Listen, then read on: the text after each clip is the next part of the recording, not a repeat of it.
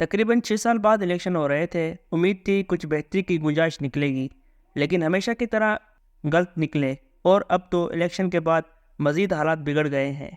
Election से पहले जो मंजरनामा था, इससे ज़्यादा ख़तरनाक सूरत हो चुकी है। अब सवाल ये पैदा होता है कि इसका ज़िम्मेदार कौन है। यकीनन हर एक के जहन में अपना अपना नाम होगा। सियासतदानों से बात करें तो वो इदारों पर इल्ज़ाम धर देते हैं। इदारों से पूछे तो वो कहते हैं, अगर ये खुद इतने काबिल हैं तो हमारे कंधों पर सवार होकर क्यों वज़ीर-ए-आज़म हाउस पहुंचना चाहते हैं। अपनी मेहनत करें और आवाम के भरोसे अपने पाँव पर खड़े हों। सियासतदान कहते हैं कि अगर कोई अपने पाँव पर खड़ा हो जाए तो धांधली हो जाती है। अब हालत यह है कि हम सब बुरी तरह फंस चुके हैं। सवाल ये पैदा होता है कि हम जमीरत के लायक हैं भी। आप सब कहेंगे क्यों नहीं? अगर दुनिया के दीगर 200 मुल्कों में जमीरत चल रही है तो हमारे यहाँ क्यों नहीं? सिर्फ इस साल 62 मुल्कों में इलेक्शन होने हैं। मज़े की बात है कि कुछ पता नहीं चल रहा कि कौन जीता कौन हारा। पीटीआई वाले कहते हैं जितने आज़ाद जीते हैं वो सब पीटीआई के हैं। नवाज शरीफ ने विक्ट्री स्पीच दी तो उस वक्त उनके पास 70-80 सीटें थीं और हुकूमत बनाने के लिए 169 सीटें दरकार हैं। पीपल्स पार्टी तो नून लीग से भी पीछे थी और ज़रदारी साहब ने कह दिया बिलावल वज़ीर-ए-आज़म होगा। मज़े की बात है कि आज़ाद उम्मीदवारों की तादाद 100 से ज़ायद है और अगर उन्हें आज़ादी के साथ नई पार्टी बनाने दी जाए और उन्हें ख़वातीन की मखसूस सीटें भी मिल जाएँ तो वो बगैर किसी मदद के खुद हुकूमत बना सकते हैं। यूँ मुल्क की तारीख में पहली मरतबा आज़ाद उम्मीदवारों ने पीपल्स पार्टी और नून लीग को बड़ी लीड से शिकस्त दी है। अब इसका हल ये निकाला गया है कि आज़ाद उम्मीदवारों को दौड़ा जाए। उनमें से अक्सर नून लीग की तरफ रुख कर रहे हैं। इन आज़ाद उम्मीदवारों को नज़र आ रहा है कि हुकूमत नवाज शरीफ की पार्टी की ही बनेगी, चाहे उनके पास हाउस में 50 सीटें ही क्यों ना हो। पीपल्स पार्टी का चांस तो बिल्कुल नहीं है। हाँ, जरदारी कोशिश करेंगे कि वो खुद सदर बन जाएं। गिलानी साहब या राजा परवेज़ अशरफ को चेयरमैन सेनेट और स्पीकर बनवा दें। बिलावल वज़ीर ख़ारजा लग जाएं और दर्जन भर वजारतें पीपल्स पार्टी के लोगों को मिल जाएं। 40-50 सीटों के साथ इससे बड़ा सियासी सौदा क्या हो सकता है? मेरा हमेशा से मानना रहा है कि जो लोग जरदारी की इस पॉलिसी पर तनकीद करते हैं कि इन्होंने पंजाब में पार्टी नवाज शरीफ से मुसालत के चक्कर में डुबो दी, वो एक अहम नुक्ते पर गौर नहीं करते। जरदारी साहब ने 2008 के बाद ये फैसला कर लिया था कि अब उन्होंने पंजाब में पीपल्स पार्टी की सियासत नहीं करनी। अगर बेनज़ीर भुट्टो के कत्ल के बाद भी वो सुबह पंजाब में वोट लेकर हुकूमत नहीं बना सके थे तो फिर मान लें कि पार्टी अब पंजाब से ख़त्म हो चुकी।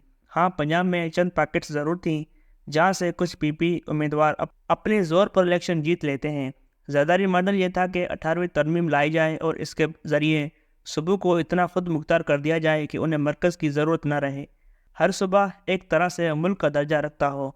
वही हुआ जब 2010 में तरमीम लाई गई और सूबों का NFC शेयर बढ़ाया गया तो सिंध को औसतन 1000 अरब रुपए मिलने लगे। 15 सालों में औसतन 12 से 15,000 अरब सिंध ले चुका है। जरदारी और नवाज शरीफ में ये एक ज़बानी अंडरस्टैंडिंग है कि सिंध आपका, पंजाब हमारा। इसलिए न जरदारी ने पंजाब में पार्टी को दोबारा उठाने की कोशिश की, न नवाज शरीफ सिंध में दाखिल हुए। अभी देख लें, बिलावल ने लाहौर की हद तक शुगर लगाया लेकिन जरदारी पंजाब से दूर रहे। नवाज शरीफ भी सिंध नहीं गए, न वहाँ जलसे करने का उनका दिल किया। अब सवाल पैदा होता है कि पंजाब में पार्टी डिबोने से जरदारी को क्या हासिल हुआ। जरदारी साहब समझ चुके हैं कि अब उन्होंने वसीम अकरम की तरह अपना बॉलिंग एक्शन तब्दील करके रन अप शार्ट करके ज़्यादा नताइज हासिल करने हैं। वकार यूनुस या शोएब अख्तर की तरह लंबा रन अप लेकर जोर लगाकर तेज़ बॉलिंग करने का फ़ायदा नहीं। शार्ट रन अप के साथ बॉलिंग में बेहतरी करके स्विंग की मदद से काम चलाओ। ये फार्मूला वसीम अकरम के लिए भी कामयाब रहा था और जरदारी के लिए भी। जरदारी इस नतीजे पर पहुँचे हैं कि सिंध से उन्हें 40-50 MNA की सीटें मिल जाती हैं। पंजाब से इक्का दुक्का रहीम यार खान और मुजफ्फरगढ़ से भी मिल जाती हैं। गिलानी ख़ानदान भी 1-2 सीटें निकाल लेता है। पोटखार में से राजा परवेज़ अशरफ सीट ले आते हैं, बस काफ़ी है। ज़्यादा सीटें लेकर क्या करना। यूँ 50-55 सीटों के साथ वो असेंबली पहुँचते हैं जहाँ अक्सरियती पार्टी 100 से भी कम सीटें लेकर बैठी होती है। यूँ हुकूमत बनाने के लिए उनकी सख्त ज़रूरत होती है। वो वहाँ बार्गिन करके अच्छी डील मार लेते हैं, बस ज़्यादा का लालच नहीं करना। वज़ीर-ए-आज़म की पोस्ट नहीं लेनी, बाकी सब कुछ मिल सकता है। फिर बात यहीं नहीं रुकती। सेनेट की सिंध से वो 15-20 सीटें निकाल लेते हैं और बलूचिस्तान में लेन देन करके वहाँ से भी वोट लेने का सीन पैदा हो जाता है। यूँ वो एक दिन इस पोजीशन में आ जाते हैं कि यूसुफ रज़ा गिलानी को न सिर्फ इमरान खान हुकूमत में इस्लामाबाद की सेनेट सीट से जितवा देते हैं बल्कि गिलानी साहब तकरीबन चेयरमैन सेनेट बन गए थे। अगर आखिरी लम्हे जरदारी जनरल फेज़ को خوش کرنے کے چکر میں اپنے ہی بندے کو 8 مشکوک ووٹوں سے نہ ہراتے۔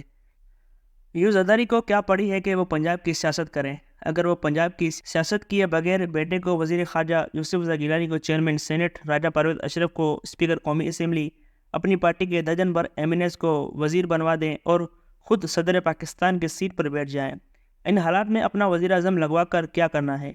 بلاول ابھی انتظار کر سکتے ہیں، ابھی دوبارہ شہباز شریف کو وزیر اعظم اور ڈار کو وزیر خزانہ بننے دیں۔ سعودی، چینی اور فوج بھی شہباز شریف کو پسند کرتی ہے۔ جب پاکستان تاریخ کی بدترین سیاسی اتھل پتھل اور انتشار کا شکار ہے، عمران خان جیل میں ہیں، ان کی پارٹی کا ووٹ بینک اور جیتے ہوئے سیٹیں چرائی جا رہی ہیں اور ہر طرف سے نعرے بج رہے ہیں، تو وہ کیوں اپنا سر اوکھلی میں دیں؟ ابھی اسی سال پاکستان کو 27 ارب ڈالرز کی بیرونی امداد کا بندوبست کرنا ہے۔ اسحاق ڈار یہ کریں، ابھی عمران خان کے ایشو کو ہینڈل کرنا ہے، دھاندلی کے الزامات کا بھی سامنا کرنا ہے۔ 2014 سے بھی بڑی سیاسی جنگ شروع ہونی ہے، تو اس وقت بلاول کو ایک سائٹ پر بیٹھ کر فارن آفس چلانا چاہیے۔ دنیا بھر کے دورے کریں، اداروں اور شہباز شریف کو Imran Khan, P T I, voters اور عدالتوں اور سب سے بڑھ کر عالمی برادری سے ڈیل کرنے دیں، جنہوں نے الیکشن کی شفافیت پر سنگین سوالات اٹھائے ہیں۔ زرداری صاحب یقیناً پاپ کارن خرید کر نیا سیاسی سرکس انجوائے کریں گے۔ سب اہم عہدے لے کر بھی وہ ناکامی کا الزام نواز شریف اور شہباز شریف پر ڈالیں گے، جیسے پہلے 16 ماہ کی پی ڈی ایم حکومت کے بعد در دیا تھا کہ یہ وزیر اعظم شہباز شریف کی ناکامی تھی، پیپلز پارٹی کی نہیں۔ زرداری نے شاید ہماری کرکٹ تاریخ کے بڑے بالر وسیم اکرم سے یہی سیکھا۔ شارٹ رن اپ اور بالنگ ٹیکنیک کے ساتھ شعیب اختر اور وقار یونس سے زیادہ خطرناک بن کر زیادہ وکٹیں لی جا سکتی ہیں۔